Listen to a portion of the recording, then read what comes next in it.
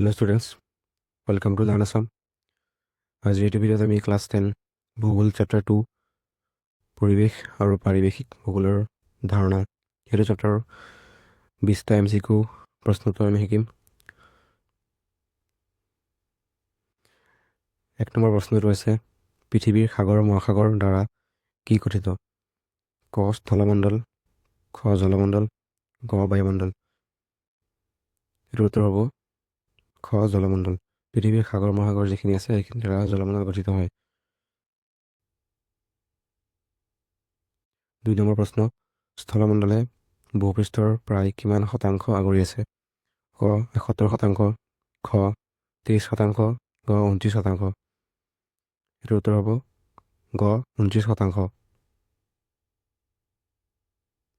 3 number প্ৰশ্ন জলমণ্ডলে ভূপৃষ্ঠৰ কিমান শতাংশ আগুৰি আছে? ক 29%, খ 71%, গ 32%। এইটোৰ উত্তৰ হ'ব খ 71%। 4 নম্বৰ প্ৰশ্ন এতিয়ালৈকে প্ৰায় কিমান নিযুত জীৱ প্ৰজাতি জীৱবিজ্ঞানীসকলে চিনাক্ত কৰিবলৈ সক্ষম হৈছে? ক 1.35 নিযুত, খ 1.75 নিযুত, গ 2 নিযুত। এইটোৰ উত্তৰ হ'ব খ 1.75 নিযুত। 5 নম্বৰ প্ৰশ্ন বায়ুমণ্ডল ভূপৃষ্ঠৰ পৰা কিমান কিলোমিটাৰ উচ্চতালৈ বিয়পি আছে? ক 480 কিলোমিটাৰ, খ 280 কিলোমিটাৰ, গ 434 কিলোমিটাৰ। এইটোৰ উত্তৰ হ'ব ক 480 কিলোমিটাৰ। 6 নম্বৰ প্ৰশ্ন কিমান চনত সুমাত্ৰাৰ ক্ৰাকাটোৱা আগ্নেয়গিৰি উদ্গীৰণ হৈছিল? ক 1950 চনত, খ 1883 চনত, গ 1827 চনত। এইটোৰ উত্তৰ হ'ব খ 1883 চনত। 7 নম্বৰ প্ৰশ্ন কি অঞ্চলৰ প্ৰাকৃতিক অৱস্থা বহু বেলেগ? ক সুউচ্চ পাৰ্বত্য অঞ্চল, খ প্ৰাকৃতিক অঞ্চল, গ ইয়াৰ ভিতৰত এটা নহয়। এইটোৰ উত্তৰ হ'ব ক সুউচ্চ পাৰ্বত্য অঞ্চল। 8 নম্বৰ প্ৰশ্ন কিহে আমাৰ পৃথিৱীখন নানা ধৰণৰ পাৰিৱেশিক সমস্যাৰ সন্মুখীন কৰিছে? ক মানুহে, খ সম্প্ৰীতি, গ পৰিৱেশ।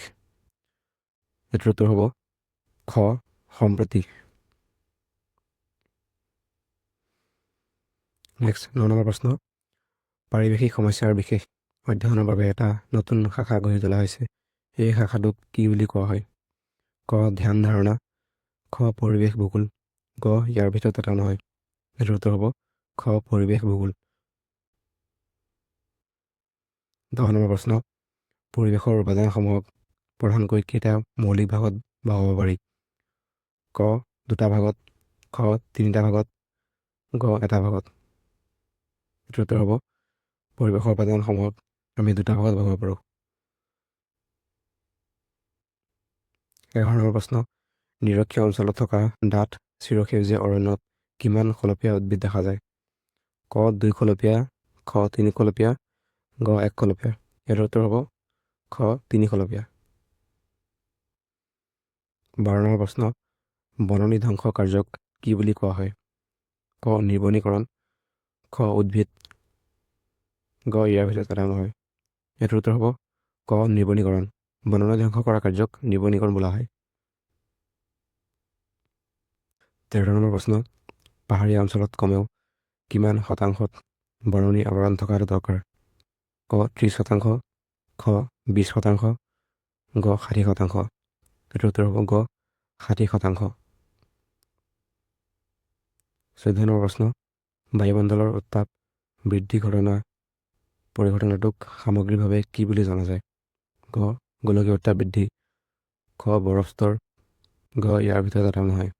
এইটোৰ উত্তৰ হ'ব ক গোলকীয় উত্তাপ বৃদ্ধি। 15 নম্বৰ প্ৰশ্ন মানুহ কিহৰ ওপৰত নিৰ্ভৰশীল?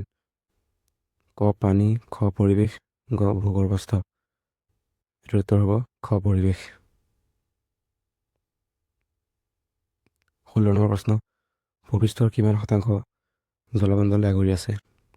ক 71%, খ 27%, গ 37%। এইটোৰ উত্তৰ হ'ব ক 71%।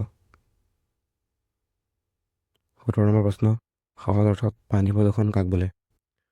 ক ছালফাৰ ডাই অক্সাইড, খ দূষিত পদাৰ্থ মিহলি হোৱাৰ ফলত, গ ইয়াৰ পিছত এটা নহয়। সেইটো উত্তৰ হ'ব খ দূষিত পদাৰ্থ মিহলি হোৱাৰ ফলত। নেক্সট 18 নম্বৰ প্ৰশ্ন, তলত দিয়া কোনটো পানী প্ৰদূষণৰ ভিতৰত পৰে? ক দ্ৰব্যৰ নিক্ষেপণ, খ বায়ুমণ্ডল, গ মাটি উৎপাদিকা। এইটোৰ উত্তৰ হ'ব ক দ্ৰব্যৰ নিক্ষেপণ। 19 নম্বৰ প্ৰশ্ন, বায়ু প্ৰদূষণ বুলিলে সাধাৰণতে কি হোৱাটো বুজায়? ক বায়ুমণ্ডলৰ উত্তাপৰ ফলত, খ মানুহৰ কাৰ্যৰ ফলত, গ ইয়াৰ ভিতৰত এটা নহয়। এইটোৰ উত্তৰ হ'ব খ মানুহৰ কাৰ্যৰ ফলত। 20 নম্বৰ প্ৰশ্ন, বায়ু প্ৰদূষণৰ লগত জড়িত এটা প্ৰধান সমস্যা কি? ক নাইট্ৰজেন ডাই অক্সাইড, খ বৰষুণ, গ এচিড বৰষুণ। এইটোৰ শুদ্ধ উত্তৰ হ'ব গ এচিড বৰষুণ।